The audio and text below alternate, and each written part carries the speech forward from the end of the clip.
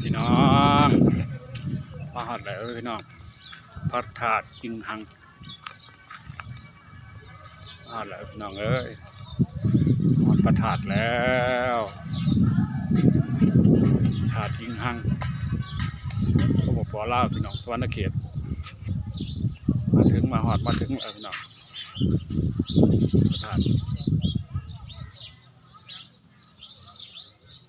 ไหวพระธาตุพี่น้องเอ้ย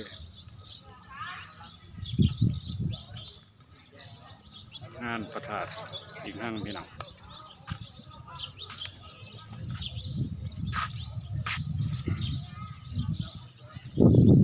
ธาตุเก่าแก่หลายร้อยปีที่สุดในสปป.ลาวพระธาตุองค์นี้แก่ที่สุด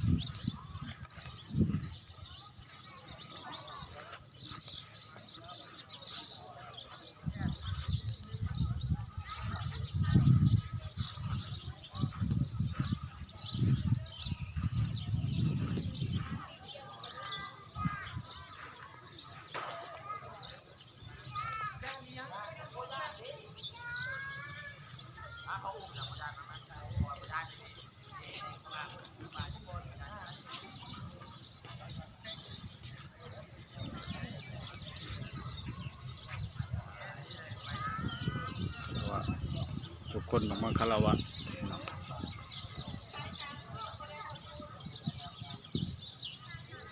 ปอลาวสวรรณเขตนี่เป็นวันเปิดงานพี่น้องเอ้ย